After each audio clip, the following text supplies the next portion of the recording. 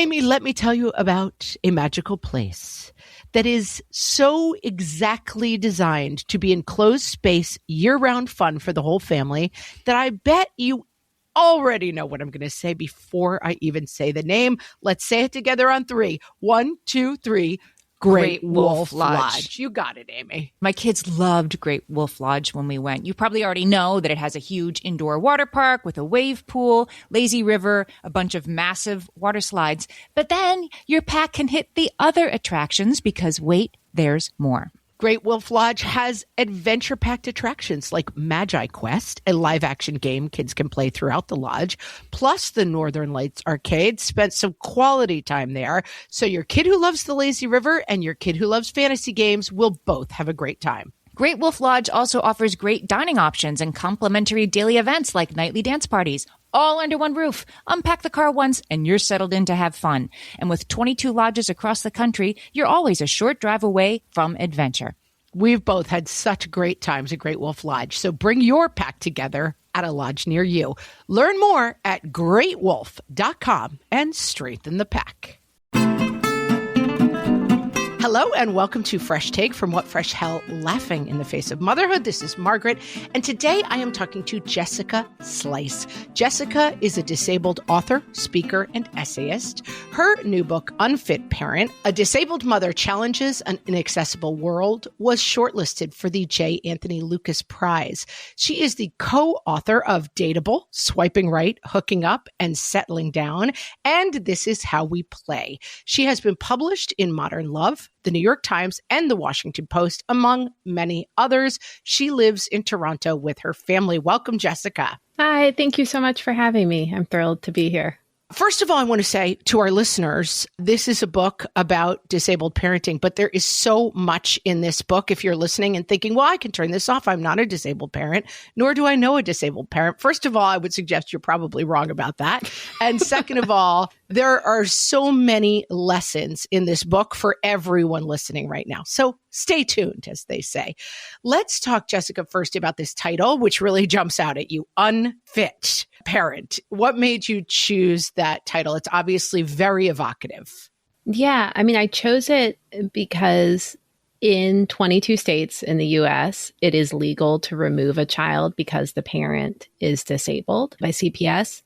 That is a shocking thing I learned in this book. Say it one more time for people. In 22 states. Grounds for child removal for Child Protective Services in 22 states is parental disability. And in the reports about those parents, which I've read, they're called unfit parents. This person is unfit to parent. And so it is legally dictated that disabled people are unfit to parent. And then also disabled people in 31 states are allowed to be sterilized against our will and prevented from reproducing because we're considered unfit. And so I wanted to kind of reference this egregious discrimination. But what I also wanted to reference with that is I have a suspicion that every single parent, disabled and not, secretly worries that they are unfit, that it is so impossible to parent to the standards that we are held to by our perfectionistic and individualistic society,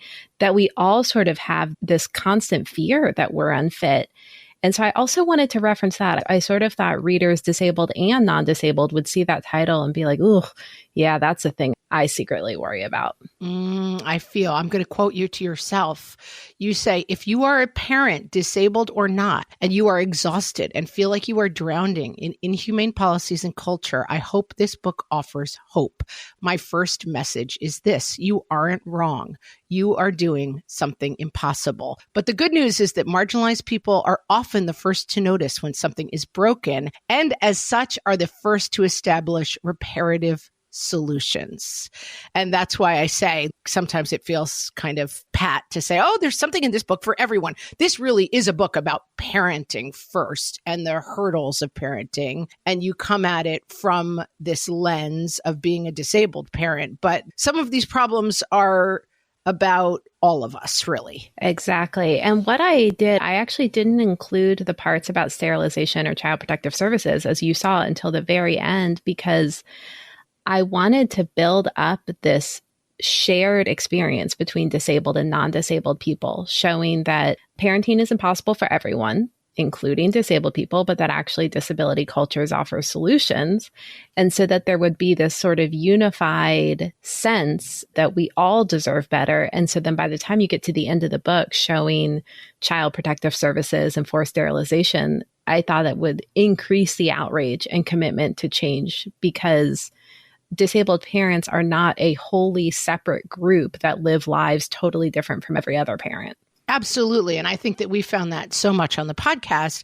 Amy and I are both white four-year college graduates from the Northeast of the United States. And pretty quickly we realized, okay, our experience as parents, the premise of our podcast is that we parent from completely opposite points of view. Amy's kind of structured and I'm very loosely structured. She's like, follow the formula, and I'm kind of go with the flow or go with whatever's happening in the day. But that there are so many experiences of motherhood outside of our own, and that in the Fresh Takes, it's been really interesting to talk to people. And there's never a person we talk to that we think, well, this experience of motherhood is so other that we have nothing to learn from it. It's like Right. The nice thing about having conversations through a motherhood lens is that there is a ton of commonality in the center. And then as we go past our common places, there's a lot to learn from each other, I think. Exactly. Yeah, no parenting experience is irrelevant to our individual experience. Yeah, our common experience as well. So you talk in the book about wondering where to start your story. So start your story for us wherever you want to, in terms of how you came to write this book. It's interesting. I had wanted to write a memoir of my experience becoming disabled, because I underwent a pretty dramatic experience in like my physical experience, but also my perspective on the world and what I wanted from life, what makes a good life, my connection to suffering. And talk about that experience, if you will, so that we know where we are in the story. So I am 42 now. And when I was 28, I had this bizarre life in my 20s. I was waiting to hear from a grad school, and I decided to become a real estate agent in order to pay for grad school.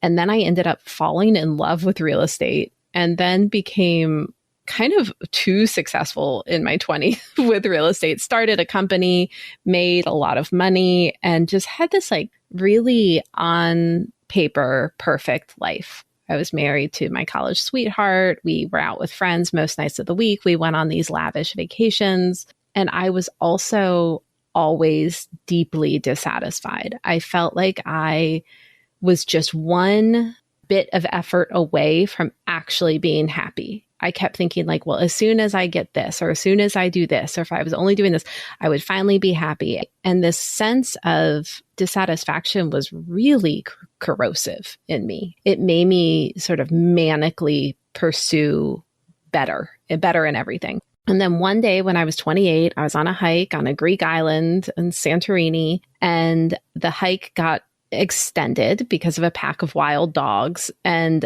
the extending the hike caused heat exhaustion. And for me, that heat exhaustion woke up a neurological condition that had been kind of lying in wait the whole time. And so the day before the hike, I was a runner, a business owner, a traveler. And then the day after the hike, I couldn't get out of bed. So when I tried to walk down the hallway to get breakfast, I couldn't even walk. I was so lightheaded and weak and so nauseated. And then that began the process of 2 years of trying to find a diagnosis. And as I'm sure you've talked about and know, women have such a hard time getting diagnoses. And then years coming to terms with the diagnosis. And then finally, the sort of acceptance of my new, much, much more limited life. And then embracing the identity of disabled. Yeah, it's a specific and interesting journey, I think, that many people who I know have the experience of one life and then one day and then a completely different life, a car accident, let's say a disabling car accident. Both Amy and I have parents have had kids who have had long and mysterious diagnoses themselves, and taking that journey and trying to figure out and then kind of, wait, what does it mean? Is this disability or is this just something that's about to get fixed? And I found the way you described that kind of, it's not the light bulb, it's this weird tunnely morass that you have to go through to say, and then on the other side is some sort of acceptance of this disabled label that maybe you don't feel that comfortable with, that it feels like the goal is to avoid that label at all costs at first. Definitely. It's funny, the label kind of hovered around me for years before I realized it actually applied. I had a disabled placard in my car. I received SSDI, which is Social Security Disability Insurance. When I ended up going to grad school, I registered with Disability Student Services.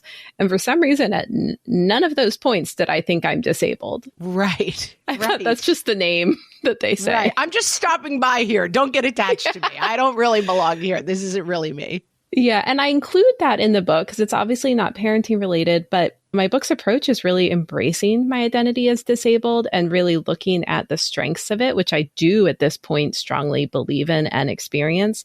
But I didn't want readers to think that I came by that easily. It was a hard won acceptance of my lived reality. There were many years of not accepting it and of grieving it and denying it. And I wanted to include a taste of that in the book I ended up writing because I think it's important to understand the perspective the book gives.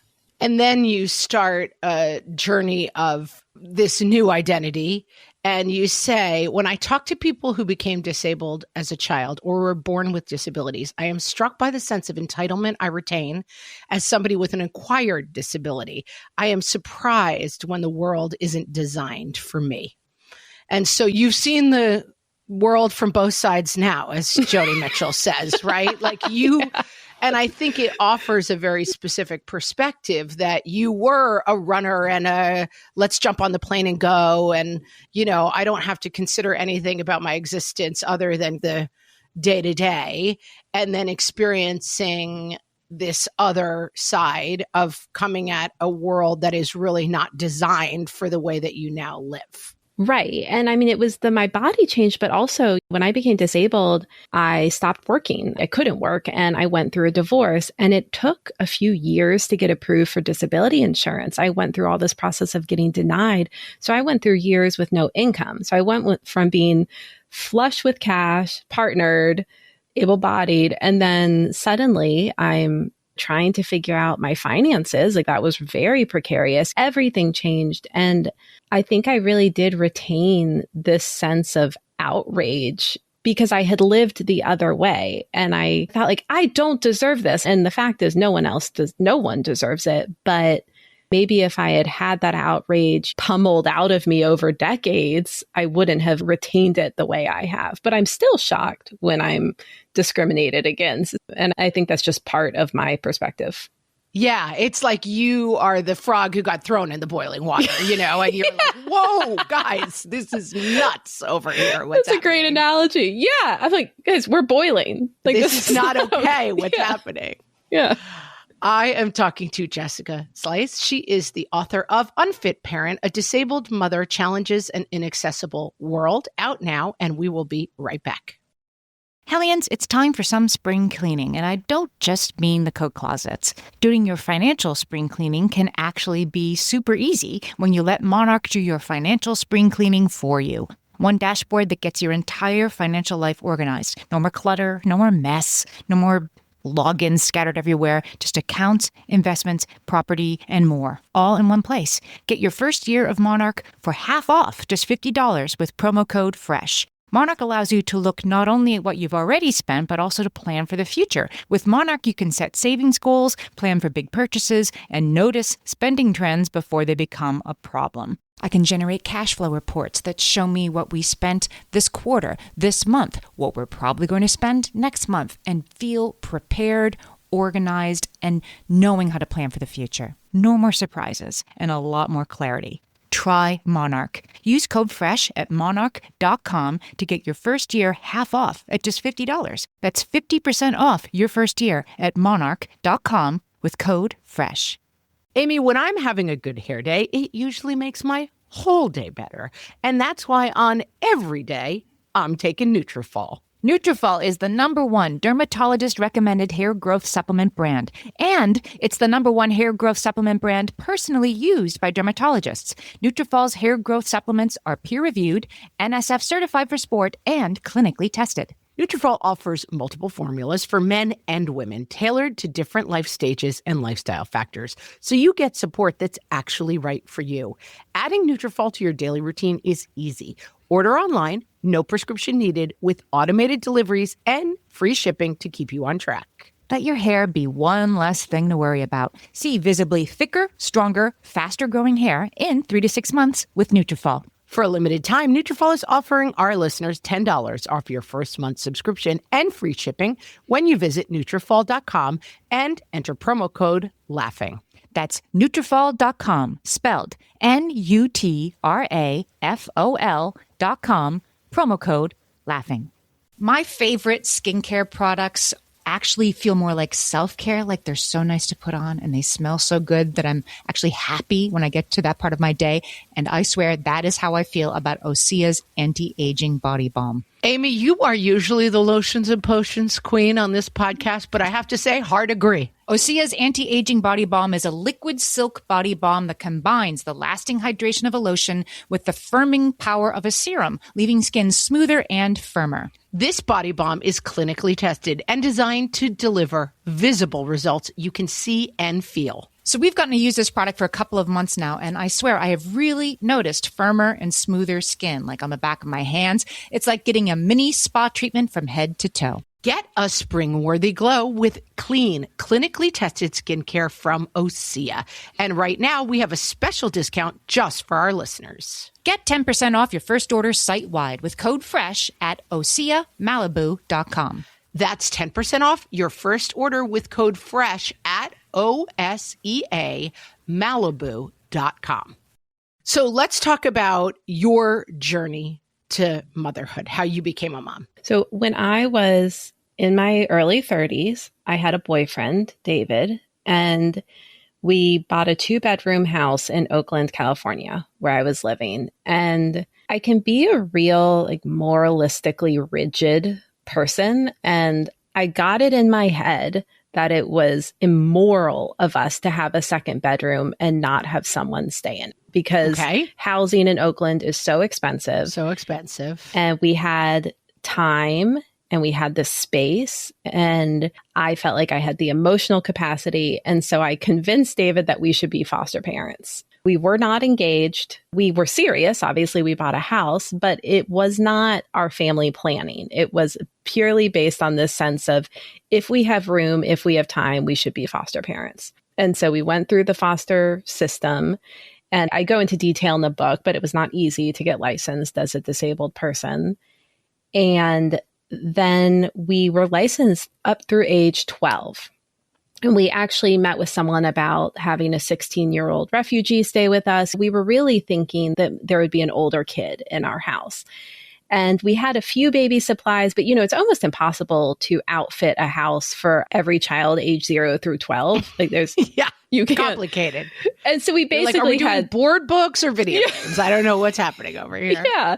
So we kind of had supplies for no one. And then on a Tuesday night, we had a child stay with us for a little bit, and that's their story, and I'll keep it their story. So the second call we got was on a Tuesday night at 9 p.m. And they said, there's a baby in the NICU and she needs a place to stay for just a couple weeks, maybe a month. Are you all free? And we were like, yeah, okay. We weren't expecting a newborn, but I really like babies. And so David went to work the next day because this was supposed to be so temporary. And I went to the hospital, and that's where I met our daughter, who I call Kay in the book and call Kay publicly. And I met her, and she was just absolutely magical. And she was 8 days old, and we brought her home. And within a month or two, it was clear that she was going to need a long-term home. So we agreed to transition our license from foster to adopt. We also had to get a bunch of baby supplies and I talk in the book about this adjustment to realizing we suddenly have a newborn. It's oddly my best friend who's been on the podcast because she's also an author, Nora Lally.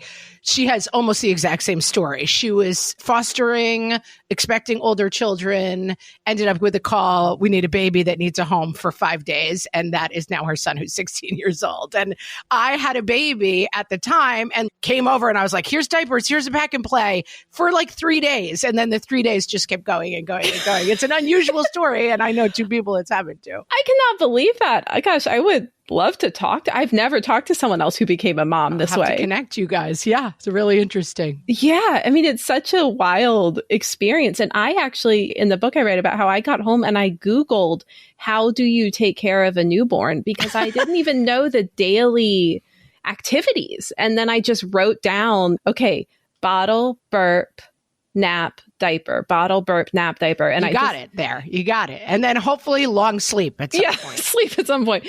But it was such a wild way. And then we adopted her when she was a year and a half. And then a year ago, so when she was 7, someone very, very dear to us was a surrogate and carried our second baby. So we now have a second baby who just turned 1, who I call F in the book. And he is absolutely darling and mushy and the complete opposite experience because we had all this time to plan. We went through the fertility aspect of surrogacy and then we knew our surrogate was pregnant, obviously. And so I've experienced these 2 ways of becoming a mom. You've experienced a lot of 2 ways of living, as it turns out. Yeah. I'm sensing a theme. Yeah. And you talk about, you are, I think what we would call on the podcast, an Amy, like a planner and a person who's used to, likes a certain degree of control. And you talk about that first mom group that you went to with Kay and the people with expensive strollers and worrying about importing their formula from Germany because that's where it has the better ingredients, whatever it happens to be. And talking about how being disabled kind of interrupted that for you and informed a different way of being as a parent. It's hard to talk about. It's so beautifully explained in the book. And I don't want it to come off as facile as we're talking about it now, because it can be a little bit like, well, disabled people, they've just got a depth of resources. It can come off a little facile as we're talking about it. But the way that you capture it in the book, I feel like is very deep. Yeah. So I talk in the book about how the way I lived in my 20s, which I think was kind of an extreme version of control and perfectionism and ambition, and how if you imagine that person as a parent, the actual version of me as a parent is so far away from that. I am able to accept how little I actually control as a mom and how much I need other people and how, I don't know, I grieve this, but I believe it, that these lives are very fragile and our children, everything is precarious, and trying to ignore that or outrun it or control so much that I forget it, it will only make my life less real and will only make me experience less of what it means to be a mom, in my opinion. And I really credit becoming disabled and also really more than that, disability culture with my shift in perspective and shift in how I live my days. I no longer think I'm one step away from a good life. I just think life is pretty hard. I think it's hard for most people. I think most days are kind of hard and bad sometimes. And the very best week we can hope for is just an annoying one. Like, I love this. Love it. Yeah. We currently have a leak that we're getting repaired in our house, and it's annoying. And I got scammed out of all this money as part of it. And it's just a real thing. And that's kind of how life is, I think, on the very best days. If the biggest thing I'm worrying about is a leak and some restoration scammer, then I am exceedingly lucky. And God, I don't mean that disability just gave me this ability to bright side or appreciate life for what it is. I think it's even a little darker than that. It's just like life is hard. And when I was running away from that with everything in me, I was destroying myself and I wasn't actually experiencing anything. And if I accept that I control very little and that most days will be difficult, then I actually end up having precious good moments that I get to really live because I'm not waiting for them to be perfect. So deep, so right on, because I've talked about on the podcast a lot. I used to have a dream all the time that I was being chased by a monster. And then at some point, even as a young person, I realized if I turned around and looked at the monster, I would wake up. That whatever it was that was chasing me, I could get rid of by looking at it. And I try to think of that metaphor all the time as a person with pretty extreme anxiety, that you're more scared of the imaginary wolf at the door than opening it up and looking at what it really is. And that is, it's just such a good lesson for all moms who are struggling with that thing of like, but everyone else seems happy, but everyone else on Facebook looks so happy. And look at this one with her vegetable garden where she's just going out with her gauzy dress and picking flowers. Like, why is my life full of garbage? It's because everyone's life is full of garbage. Spoiler alert. It is. And I think like when I was watching the other moms in the group who, this isn't shade to them. I was just, I mean, my honest response at the time was like, oh, I am doing this all wrong. Because they all had the same stroller. And I had this like terrible umbrella stroller that I've now realized I should not have been using for a newborn.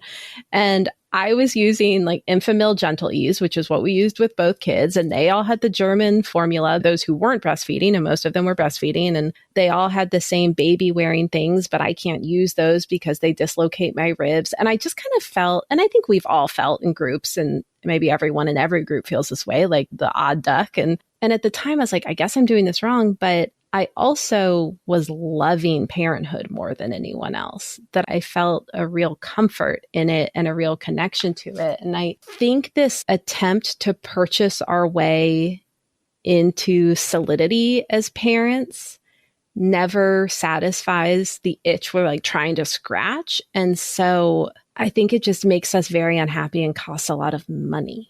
Yeah.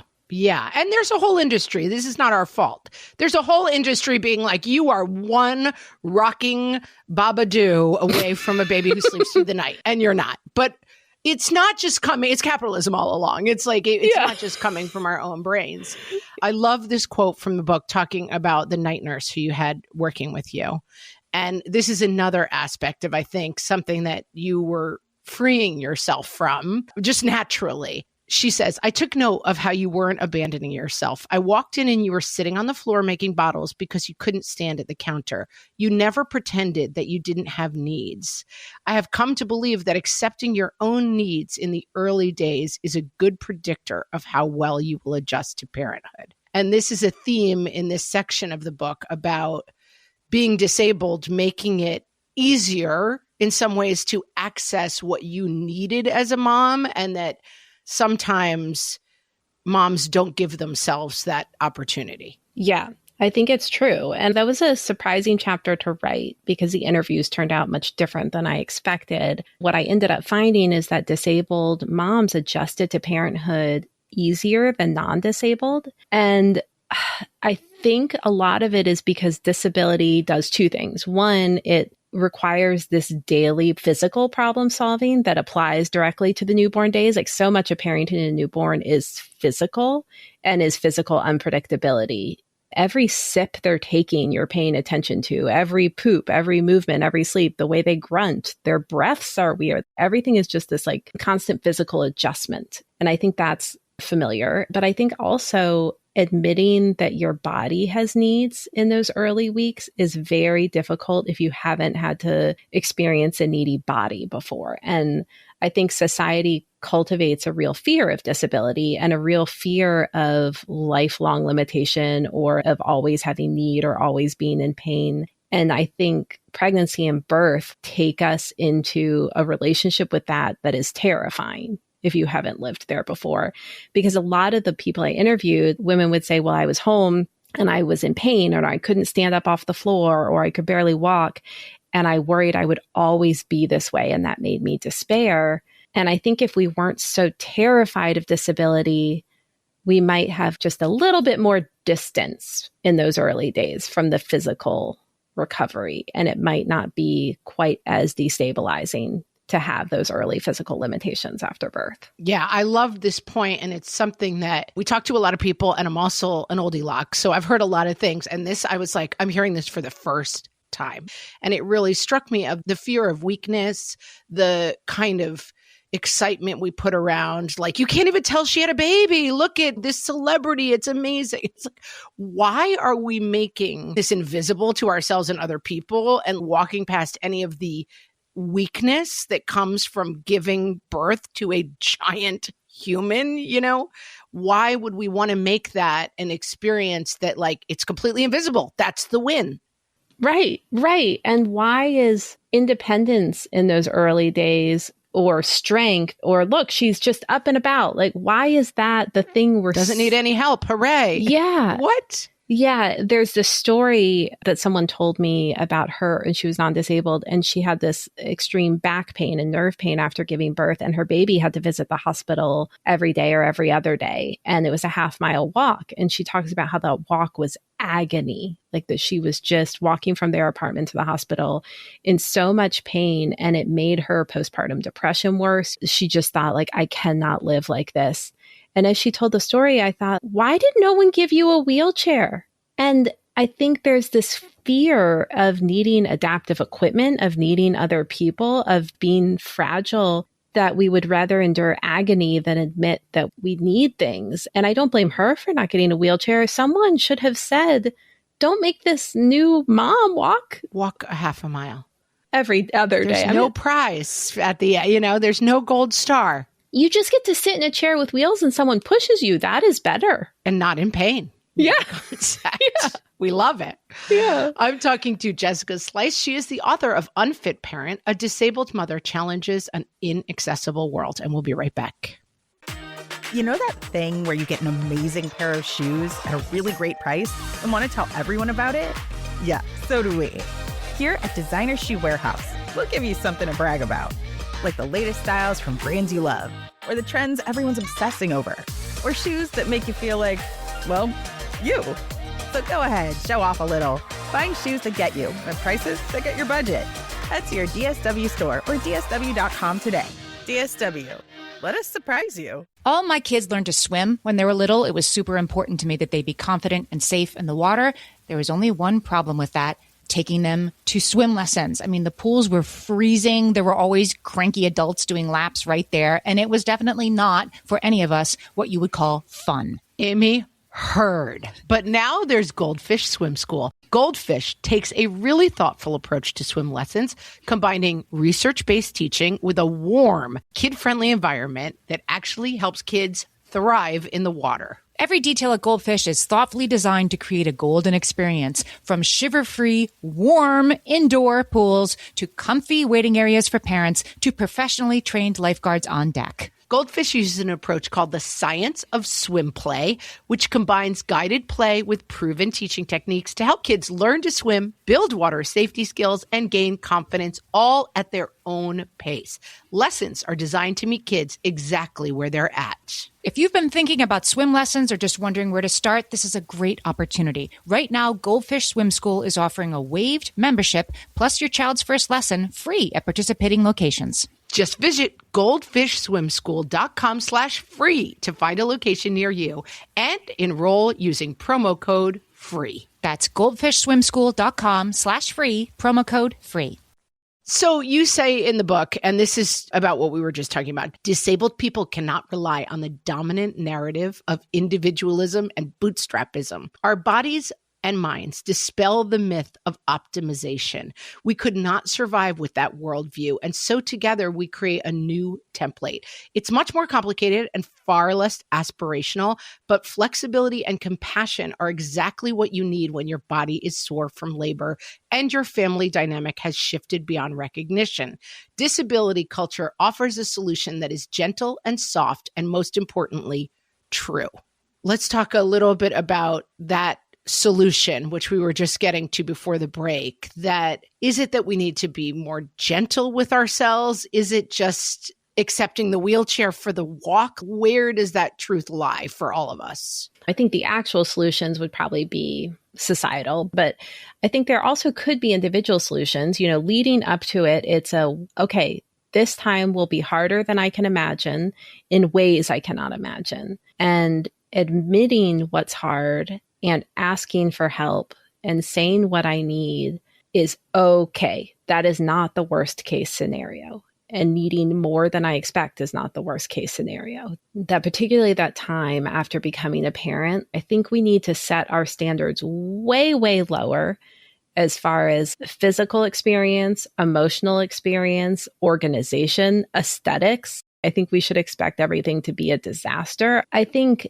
relying on other people, so when our second child was born, he had a very hard birth, and he and our surrogate, their lives were in danger for a period of time. And they were okay, thank goodness. And my emotional reaction to that was a lot more intense than I expected. I just had so much guilt and anxiety and like flatness towards him in the couple days after that happened. And I think my practice at admitting when I need things meant that I asked for a lot of help. Two of my best friends texted and said, "What do you need?" And I said, "Well, actually, a possum has died under the baby's bedroom and everything smells. And I know there's a solution to this, but I simply cannot imagine what it might be. And I think this possum is going to break me." And this is the thing, right? This is the straw. And my friend Jenna said, "Okay, don't think about it again." And then I got a text 30 minutes later from her, and she said, "The possum will be gone in an hour. It's paid for. He's not even going to come to the door. We love you. Tell us what else you need."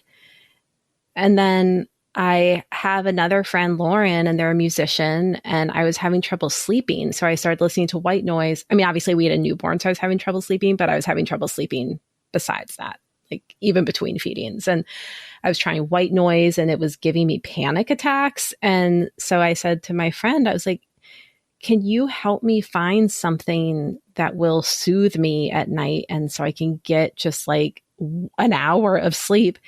And they went and called a producer friend, and they both sent over these clips of music that they thought would soothe my nervous system. And it worked. And I slept that night. And I don't know, it's just like, I guess asking someone to take a dead possum and to send me some noise is random examples, but it's like I was just trying to tell the truth about how bad I was doing and not feel ashamed that I wasn't okay during that time. And it's tied in the book, and I want to try to tie this for people listening. And I'll start with this quote: "Disabled parents are experts at telling the truth about what we need and what we can handle. And from that place of honesty, we are skilled at finding answers. We research, we consider, we make no assumptions. We ask for help and advice and share what we've learned." There's a series of stories about parents with different disabilities and how they are parenting. Parenting without sight, parenting by a woman, a doctor who only uses her mouth. And you would say, an outsider might look at it and say, like, this is impossible. I remember as a child, there was some television show and it was a woman without arms, using her feet to do the kid's hair and put the diaper on. And it was sort of like, you would just say, well, you couldn't parent without arms, but that being inside of the experience, it changes the story from this is not possible to how is this possible? And there is something that we could all learn from starting at, because a lot of us are just handed a baby and think this is impossible. Exactly. And so I think that Disabled Lens gives you this gift of every question is how is this possible, not this can't be possible. That's exactly it. Yeah, I love the way you're saying that, because if you're not disabled, you're often then pressured into emulating these perfected versions of parenting generally sold to you by companies selling things. But if you're disabled, the performed view of parenthood won't work for you. And so you kind of start from scratch. And there's real freedom in that. But I think everyone could start from scratch. Like, who am I? Who is my family? What are our needs? What's our financial situation? What is my body like? What are my emotions like? Do I sleep well? And I guess changing the standards based on our own individual experiences, I think offers a lot of freedom to all parents. Yeah, I think we've often come to that on the podcast, that changing where you start the question, it unlocks so much. And this book really lit me up with that. Like, oh, right. You're not going into it and saying, well, I guess I have to get this stroller, because your body does not allow you to What would I do with that the fancy stroller? stroller. Right. Yeah. It's too heavy. It's too this. It's too that. And so that perspective of solving problems from a very practical point of view, it seems so simple, but we don't allow ourselves that luxury to say, okay, I've got 3 kids and I need to go to the store. I guess I'll have to suck it up, Buttercup, because that's what I've been told by everyone. And maybe there's a whole other solution. Yeah. It's funny, the stroller thing, what I actually do to carry my baby is there's this belt that's sold to parents who work from home in the early days of COVID. And it's so that they could put a baby on their lap, attach the baby to their lap, and then still work on the computer. It's like very niche product, but I use it on my wheelchair, but it wasn't quite the right size. So some friends took it apart and they sewed on an extension for me. And so I actually use a $30 Velcro thing adapted by some friends of mine. And that's how I carry my baby on my lap on the wheelchair. I think he loves it. It means he gets to sit on my lap out in the world. And it's a win for both of us. And it's a much less expensive, but it's a solution that's tailored to our specific needs. There is so much in this book, and I want everybody to read it. We're going to link to it and all of that. But you come in the end to this quote that I'd like you to talk about, talking about kind of reckoning with your disability and this big change in your life that happened to you following your hike that you talk about. The truth is, not only is my life in this disabled body still worth living, but it is also better.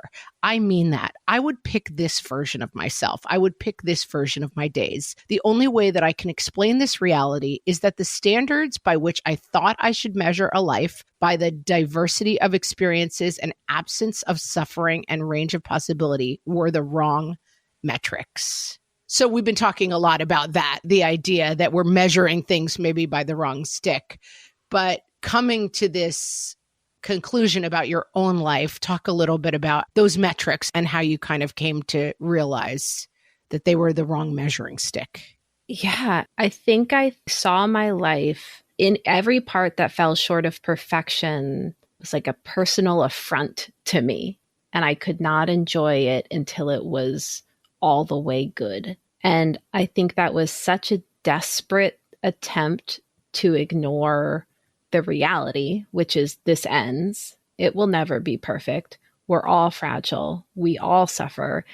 And it made it so I never really felt like I was in the world. I felt like I was just trying to control the entire world.